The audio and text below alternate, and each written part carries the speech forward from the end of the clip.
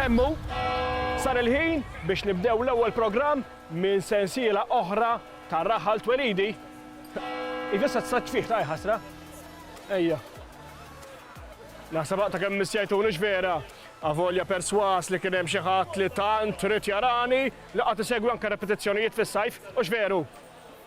Tafu fejn qiegħed dak l-arloġġ, Fi żmien kien hawn arloġġ ieħor hawnhekk f'dan il-post magħruf bħala il-Clock Tower.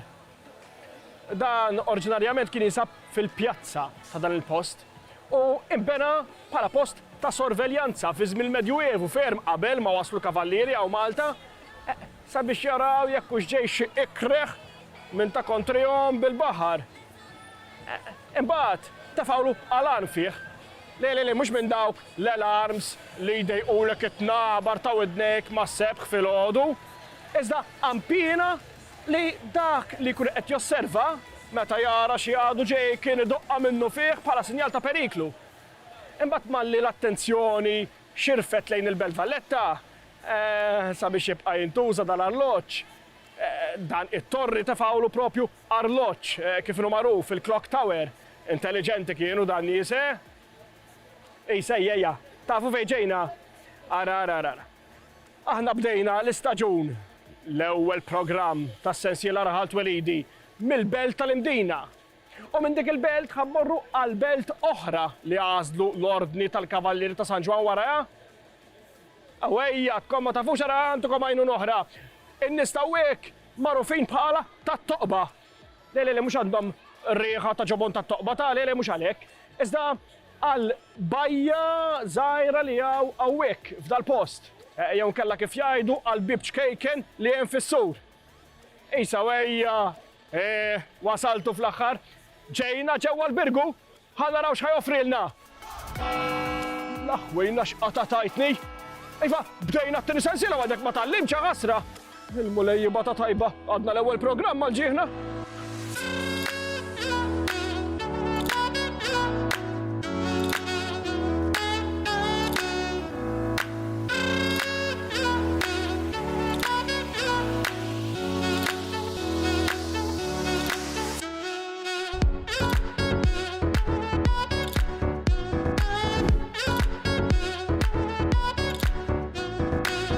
Il-Birgu huwa post antik ferm li joħodna lura għal ħafna fl-istorja ta' pajjiżna.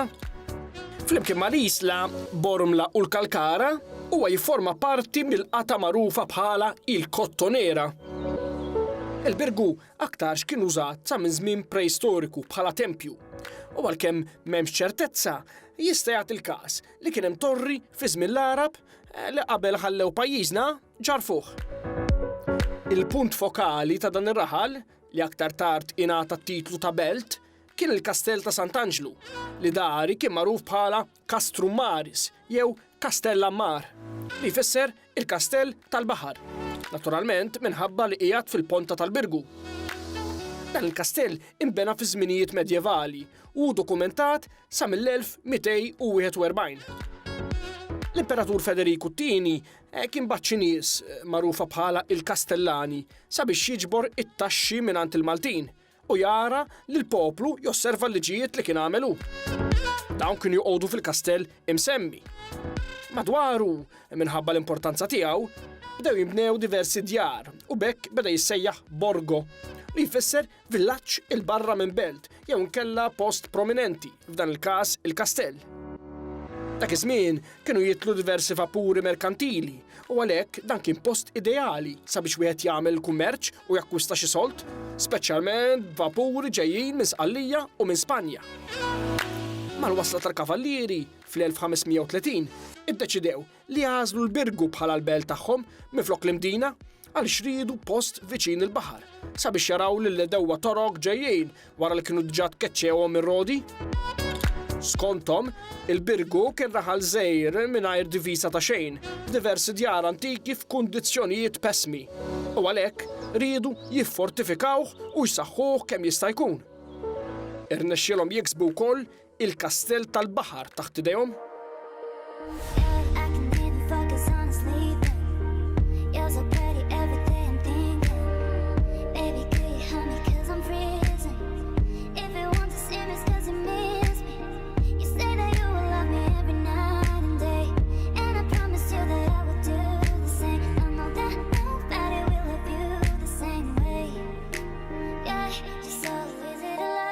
Qabel ġew għaw Malta wara l-tkeċċew mir-rodi, il-kavallieri kienu bagħtu delegazzjoni sabiex jaraw ftit is-sitwazzjoni li kien hawn għaw Malta.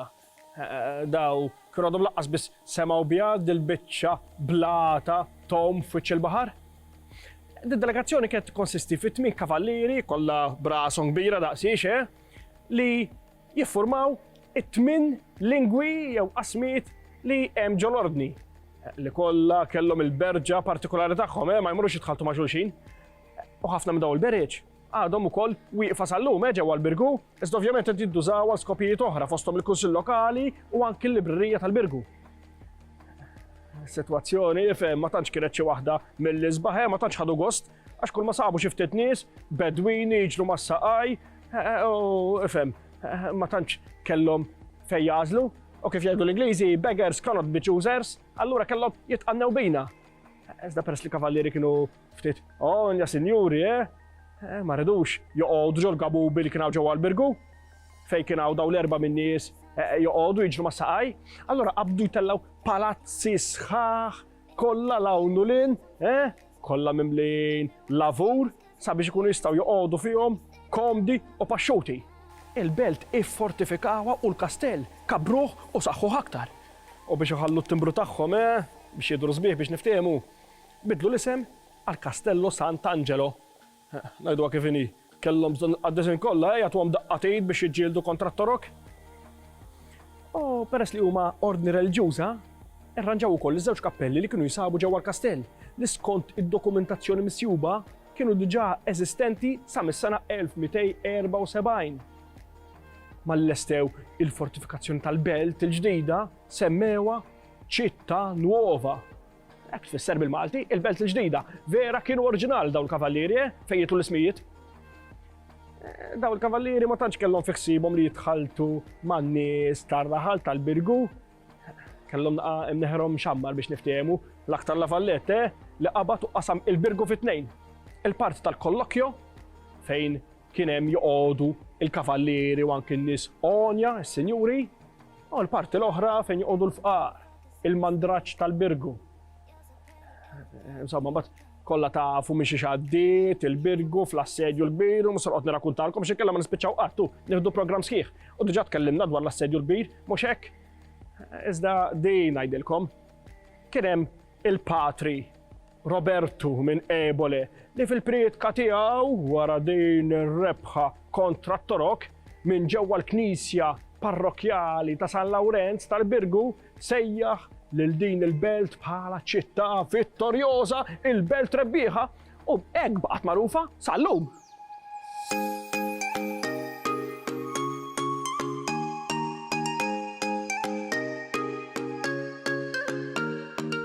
il-Birgu, kif diġà semmejna, kien popolat sa minn żminijiet antiki ferm. U kien ferm akbar fi żmien l-ordni f'Malta millum.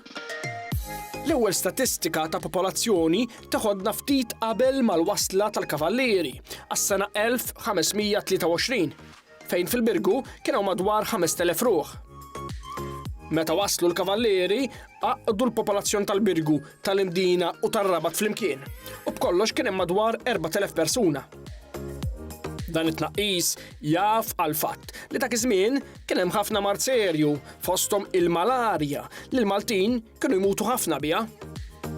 Mard oħra li ħallit impatt kbir fuq il-popolazzjoni Maltija, speċjalment dik tal-Birgu, hija bla dubju il-pesta.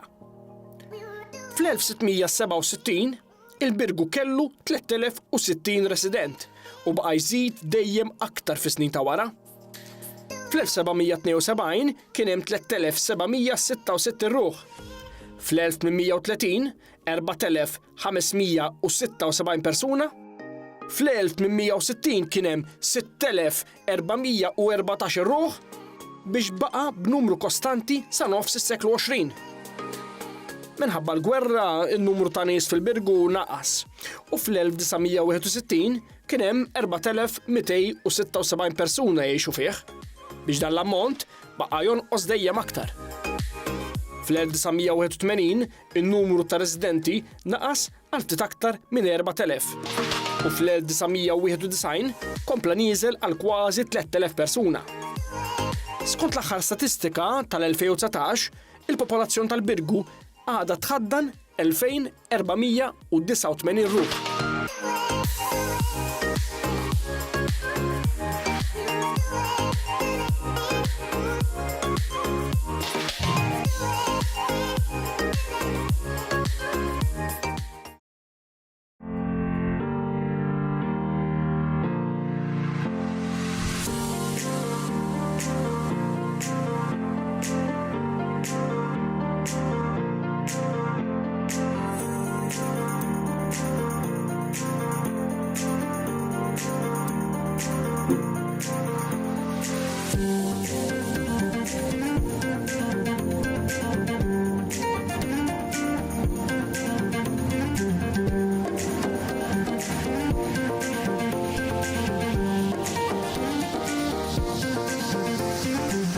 Ġewwa l-Birgu nsibu diversi binjiet u palazzi kbar u sbieħ. Boħut sfortunatament m'għadhomx jeżistu llum minħabba diversi raġunijiet, fosthom minħabba il-gwerra. Għax daw il-ġirbin, hekk isejħulhom in-nies tal-Birgu, kienu veru beżżulin, wara l ġew attakkati minn dawk tan-nofs qamar, it-torok ġew bombardjati fit-tieni gwerra dinjija mill-Alleanza Nażista. Kif jgħid il-Malti, il-ħmar il-makus idur għalih id-dubbien. Imma għalfejn ma qalux il-ħmar il-makus idur għalih in-nemus, mhux aktar taqbel jew. Imma min jivvintom dal-qwiela? Nkomplu.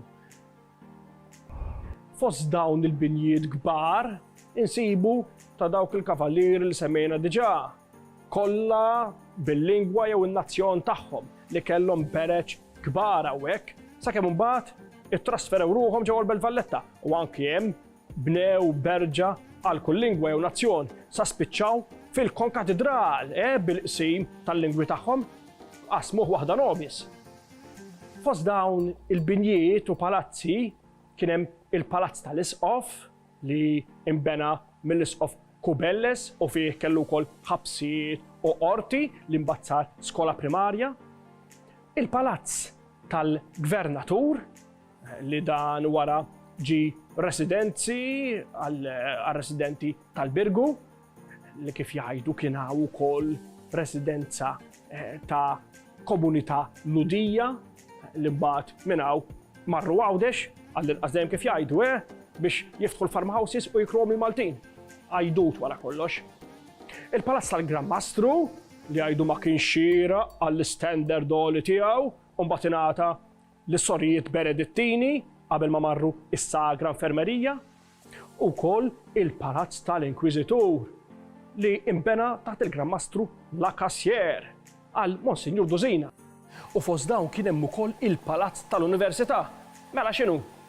Il-Gran Mastru Domedes kellu xi jgħid mal-Università Antika li kien hemm ġewwa l-Imdina u ddeċieda li jibni oħra fl-1538.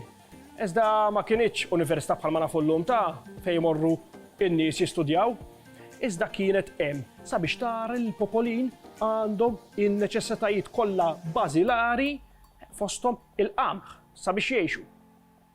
Imbagħad il-Gvernatur Maitland fl-1813 għaddi għal privat biex fl-1867 infetħet bħala l-ewwel liċeo li kien hawn f'Malta u minn hemm imbagħad inbidlet għal skola tal-arti u t-teknoloġija. Ġifieri toqgħodux tajtu ħafna ta' għax ngħidulhom il-ġurnata li għandna żewġ universitajiet, anke dak iż-żmien hekk kellhom, bid-differenza li ma kienitx Amerikanata f'Bormla, iżda kavallereska fil-Birgu. Daw kellhom sussidju mill-ordni wkoll kif għandhom hawn mill-gvern. Minja, naħseb kienu jtuhom xi ħaġa wkoll.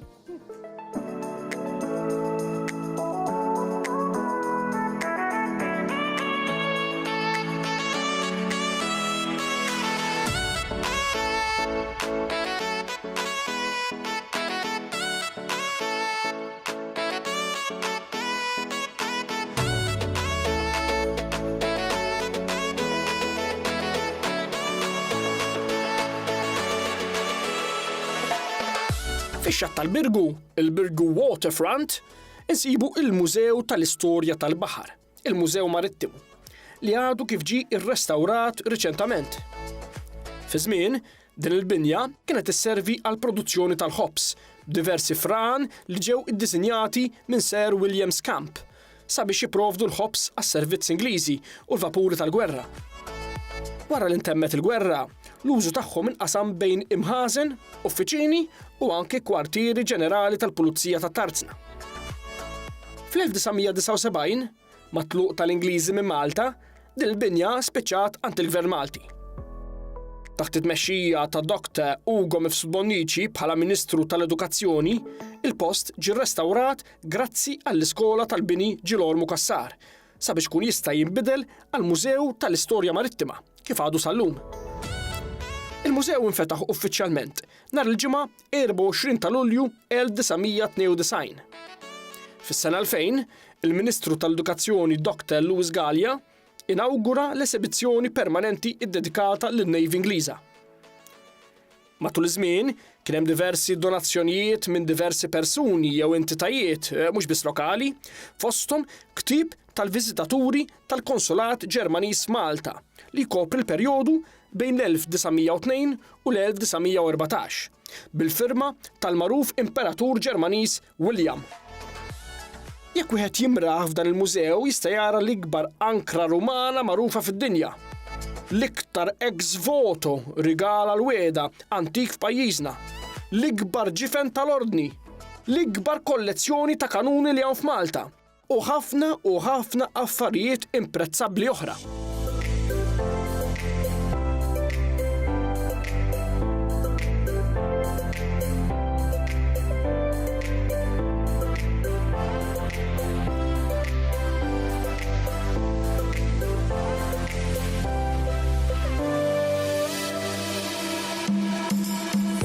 Għaw xtara ġewwa l-Birgu, mhux taf xejn jiġu dal-jottijiet kollha lussużi jitrakkaw max-xatt tiegħu. U propju fl-istess xatt hawn ukoll binja kbira, enormi, magħrufa bħala il-Casino di Venezia. Iżda da ġewwa l-Birgu, mhux Venezia. Insomma kienet għax issa m'għadha xejn, speċċat. Mhux sarqgħod nidħol fil-mertu ta' min huma n-nies u l-kumpaniji involuti għax kobba mħabbla sew, Dal-palazz kien il-palazz tal-kaptan ta' xwini tal-Ordni tal-Kavallieri. Unbena fis-seklu 17 fuq id-diżinji tal-arkitett magħruf Lorenzo Gafà. Hawn min jafu l-isem ukoll bħala Scamp Palace.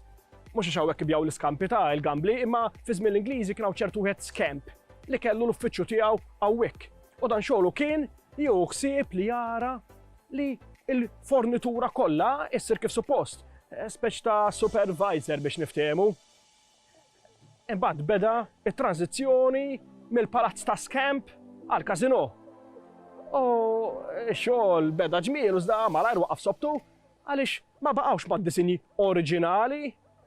U mhux sew li wirt bħal dan inħassruh mhux hekk, allura kellhom jerġgħu jduru għal dawk id-disinji. U kellhom il-ħsieb ukoll permezz ta' ftehim ma' kumpanija Taljana li jibnu lukanda eżattament bis-swit, il-kasino, li din iġġarfet bil-gwerra. Sabiex daw kollha li jiġu jilagħbuhom hawnhekk, jekk infadlhom xi sold, jonfquh propju fiha biex iserħu ftit il-menti mit-taqliħ il-moħħ u l-istonku wara li jilagħbu. Iżda meta ġew biex inatfu ftit id-debris u l-ġebel li kien hemm, pum, waqgħet l-art. Tajdu li għala. Għaliex hemmhekk kien hemm foss għall-qamħ li laqqas kienu jafu bih, u allura kellhom jevakwaw l-erba' min-nies li kienu joqogħdu fid-djar fil-viċina ġew kundannati. Insomma biex ma ntawwalx, il-kasino fetaħ fl-ewwel ta' Awwissu tal-2001 b'nefqa ta' 1.6 miljun lira Maltin, b'aktar minn 3 miljun lira f'affarijiet ta' tiżjien. Amara, pitturi, gandlieri, linef u ħafna aktar. Iżda ma tantx dam ta' għax fl-2012 kien hawn serqa bil-ħallelin jaħarbu fi speedboat jgħidu lejn Sqallija b'aktar minn €500,000 cash f'idejhom. X'nagħmel kieku? Sena wara l-kasino għala il-bibin tiegħu għaliex falla. U falla wkoll il-proġett tal-lukanda li kellha tinbena bis-swit. U raqdu fiha biss insetti u annimali li forsi jistkennu ftit mix-xita u jippruvaw. X'sa jsir minnu l-kasino? Ħadd ma jaf. Il-gvern qed jipprova jieħu l-art lura mill-privat, mill-kuntratt li daħal miegħu u fedaħ kawża l-qorti. Iżda kif nafu, meta tidħol qorti taf, imma meta toħroġ b'sentenza ma tafx.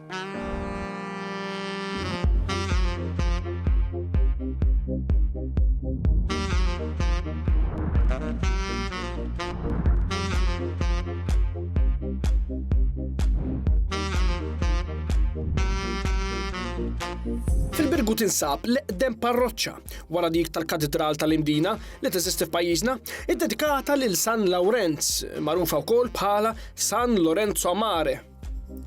L-Isqof Gualtieri ta' dan it-titlu ta' parroċċa fis-sena 1090, meta Malta kienet taħt il-ħakma Normanna. Fl-1508 din il-Knisja inbniet mill-ġdid f'għamla akbar milli kienet. Il-Knisja ta' San Lawrenz fi żmien l-Ordni ta' San Ġwan kienet il-Knisja konventwali tal-Ordni sakemm inbniet il-Belt Valletta u kollox ittrasferixxa ruħu fil-Belt il-ġdida. Il-Knisja ġiet irranġata u mkabbra kemm il-darba mill-Ordni, speċjalment wara li fl-1532 ħadet in-nar wara li s-sagristan nesa l-blandun tal-Knisja mhix hawl. L-Ordni ma kienx kuntent bl-istrutturar kollu u xtaq li din il-Knisja tkun ikbar u ddekorata aktar kif ixirqilha. U għalhekk tqabbad il-Perit Lorenzo Gafà sabiex jiddisinja pjanta għall-Knisja l-ġdida. L-ewwel ġebla ta' din il-Knisja tqiegħdet fil-11 ta' Mejju tal-1681 u tbierket mill-Isqof Molina. Sabiex fl-10 ta' April tal-1697 infetħet għal pubbliku għall-ewwel darba f'okkażjoni ta' dħul solenni tal-Gran Mastru Perellos, propju fil-jum tal-festa ta' San Lawrenz.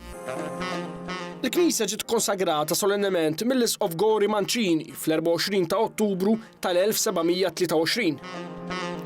Din il-Knisja Matriċi, bil-bolla mibgħuta fil-15 ta' Ġunju tal-1820, ġiet imtella f'kolleġġata insinji mill-Papa Piju VII.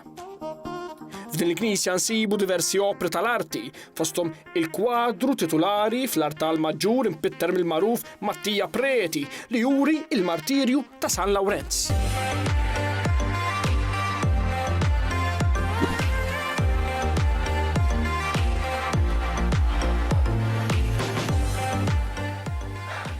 Dan il-post hawn żona magħrufa bħala tal-Imġarraf. L-Ingliżi meta ġew Malta ippruvaw jinħabbu kemm setgħu mal-Maltin, avolja ma rnexxilhomx ma' kulħadd naturalment. U propju f'dal post bdew jaħżnu diversi materjal li kellhom, fosthom materjal splussiv, diversi mħażel li kienu fil-birgu u oħrajn li bnewhom huma, fosthom wieħed magħruf bħala il-polverista, fejn fih kienu jaħżnu il-munizzjon tagħhom. Mela ġara l-Ingliżi kienu daħlu fi ftehim biex jibagħtu fi Sqallija ċertu munizzjoni. U propju fit-18 ta' Lulju tas-sena 1806 kien hawn djuti ċertu wieħed bombardier Anderson fost oħrajn. X'għamel dal-għaref? Xogħlu kien li batta l-iskrataċ mill-polvri. Iżda kif jgħid il-Malti l-ikbar ħmar minn ma jrid jisma'.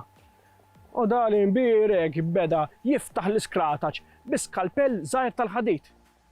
Imma mhux ovvja ġaħan li l-ħadid jisparkja u hekk ġara għax kien esplużjoni kbira li fiha nqatlu madwar 200 ruħ, b'100 oħra midruba u diversi djar u bini li ġarfu għal kollox.